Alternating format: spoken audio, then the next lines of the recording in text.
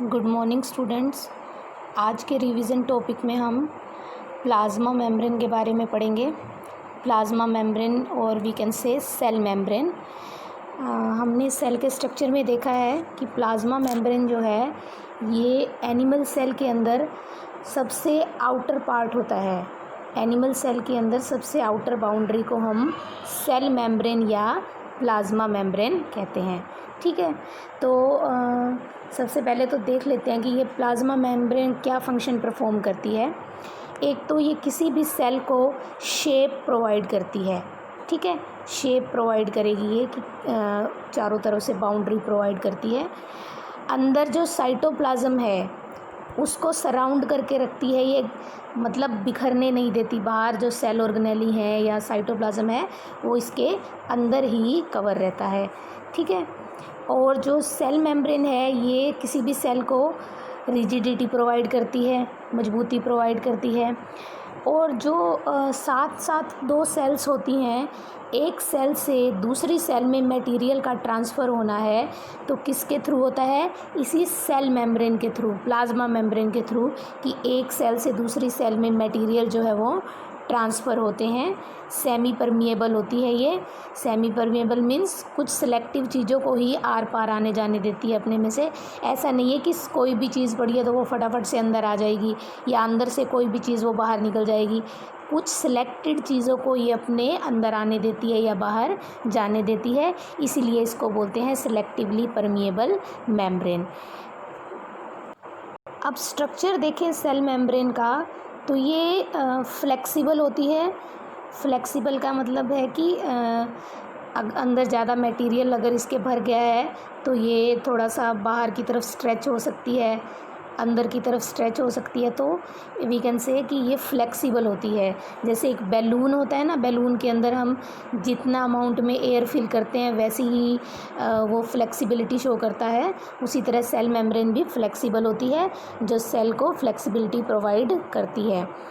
अब अगर स्ट्रक्चर की बात करें सेल मेम्ब्रेन के, तो जो सेल मेम्ब्रेन है ये दो चीज़ों से मिलकर बनी होती है।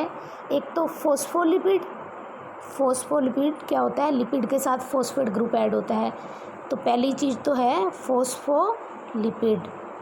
ठीक है, और दूसरी चीज़ जो इसके अंदर होती है दैट इज़ प्रोटीन। तो दो चीज़ों से मिलकर बनी है सेल मेम्ब्रेन, फॉस्फोलिपिड से और प्रोटीन से। फॉस्फोलिपिड की बाई लेयर होती है। बाई लेयर का मतलब 2 लेयर्स होती हैं। एक लेयर ये बनी हुई है और एक लेयर बनी हुई है ये। ठीक है, अगर इस फॉस्फोलिपिड का एक लेयर का हम स्ट्रक्चर देखें तो इस पे ये राउंडेड स्ट्रक्चर बने हुए हैं जिसको हम बोलते हैं हेड। ठीक है, और ये नीचे जो ये येलो कलर की ये लंबाई में बनी हुई है इसको बोलते हैं टेल। जो टेल है ये बनी हुई होती हैं मेनली लिपिड्स की, फैट मॉलिक्यूल की, जो क्या है हाइड्रोफोबिक है। हाइड्रोफोबिक मतलब पानी में नहीं घुलती, जो हाइड्रोफोबिक। तो टेल जो है वो हाइड्रोफोबिक है, मीन्स वाटर की तरफ अट्रैक्ट नहीं होती। और जो ये हेड पोर्शन है ये हाइड्रोफिलिक है। हाइड्रोफिलिक मीन्स जो वाटर के अंदर डिज़ोल्व हो जाता है, वाटर लविंग है जो वाटर के अंदर डिज़ोल्व। तो ये हेड पोर्शन जो बने हुए हैं ये वाटर के अंदर डिज़ोल्व होते हैं और बाहर की तरफ हैं दोनों, ऊपर वाली लेयर में बाहर की तरफ और नीचे वाली लेयर में भी बाहर की तरफ। और जो ये टेल हैं ये दोनों लेयर की टेल एक दूसरे की तरफ फेस कर रखा है दोनों ने। ठीक है, तो इन दोनों लेयर को मिलाकर हम बोलते हैं फॉस्फोलिपिड बाई लेयर। तो वन वर्ड में हम बोल सकते हैं कि plasma membrane is made up of phospholipid by layer. ये तो बात हो गई फॉस्फोलिपिड की। अब इसमें देखते हैं प्रोटीन्स कहाँ पर प्रेजेंट होते हैं। अब हमें पता है कि प्लाज्मा मेम्ब्रेन के थ्रू मटेरियल सेल के एक साइड से दूसरी साइड जाएंगे। मानो ये अंदर वाली साइड है और ये बाहर वाली साइड है, तो अंदर से बाहर की तरफ जाएंगे या कुछ बाहर से अंदर की तरफ आएंगे। तो उनको अंदर बाहर लाने के लिए सेल्स के अंदर कहीं पर पोर प्रेजेंट नहीं है। तो फिर मटेरियल जो है वो ट्रांसपोर्ट कैसे होते हैं, तो इस प्लाज्मा मेम्ब्रेन के अंदर कहीं कहीं पर बीच बीच में से प्रोटीन के मॉलिक्यूल प्रेजेंट होते हैं। ये ऐसे प्रोटीन के मॉलिक्यूल प्रेजेंट होते हैं जिनके थ्रू चैनल, जिनको हम जो प्रोटीन चैनल्स बनाती हैं, और मटेरियल जो है इन चैनल्स के थ्रू अंदर या बाहर जाता है। एक बार इसका स्ट्रक्चर देखते हैं। तो यहाँ पर हम देखते हैं ये है प्लाज्मा मेम्ब्रेन का स्ट्रक्चर, जिसमें बीच बीच में ये प्रोटीन के मॉलिक्यूल्स बने हुए हैं। इनको बोलते हैं चैनल प्रोटीन। चैनल प्रोटीन का मीन्स कि बीच में इन्होंने चैनल बना रखे हैं। चैनल के थ्रू मटेरियल जो है एक साइड से दूसरी साइड जो ट्रांसफ़र होते हैं, अंदर से बाहर या बाहर से अंदर। ठीक है, तो इन प्रोटीन्स को क्या बोलते हैं हम? चैनल प्रोटीन, जिन्होंने चैनल बना रखे हैं, पाथ बना रखे हैं मटेरियल के ट्रांसफ़र के लिए, चैनल प्रोटीन। इसी तरह कुछ प्रोटीन जो हैं वो बाउंड्री पे प्रेजेंट हैं, जैसे ये वाला प्रोटीन है, ये वाला प्रोटीन है, जो बाउंड्री पे प्रेजेंट होते हैं इनको बोलते हैं पेरिफेरल। पेरीफेरी पे प्रेजेंट है, बाउंड्री पे प्रेजेंट है, पेरिफेरल प्रोटीन। ठीक है, तो इस तरह से हमने प्लाज्मा मेम्ब्रेन का स्ट्रक्चर देखा। इसके लिए स्पेशल वर्ड यूज़ होता है, that is selectively permeable. Selectively permeable means कि कुछ सिलेक्टेड चीज़ों को ही ये अपने आर पार क्रॉस होने देती है। जिन मटेरियल को ये प्रोटीन वाले चैनल जो है अलाउड करेंगे अंदर बाहर ले जाने के लिए, सिर्फ उन्हीं को ये ट्रांसफ़र करती है। अब हमें पता है कि एनिमल सेल में सबसे बाहर वाली बाउंड्री जो है वो सेल मेम्ब्रेन या प्लाज्मा मेम्ब्रेन होती है, लेकिन प्लांट सेल के अंदर सबसे आउटर बाउंड्री जो है वो होती है सेल वॉल। कि प्लाज्मा मेम्ब्रेन के बाहर भी एक चीज़ प्रेजेंट होती है जिसको हम बोलते हैं सेल वॉल। ये तो हमारी प्लाज्मा मेम्ब्रेन है, इसके चारों तरफ एक और बाउंड्री होती है जिसको हम बोलते हैं सेल वॉल। ये है सेल वॉल बनी हुई है। ये सेल वॉल जो है इसका काम प्रोटेक्शन का है।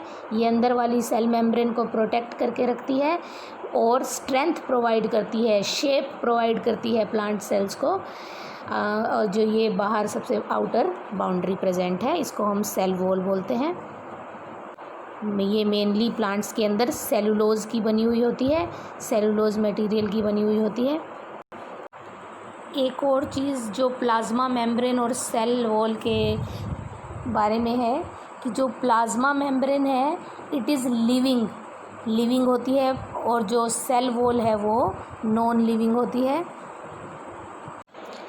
प्लाज्मा मेम्ब्रेन के बाद एक और सेल ऑर्गेनेली करेंगे हम, दैट इज़ माइटोकॉन्ड्रिया। माइटोकॉन्ड्रिया को power house of the cell भी कहा जाता है।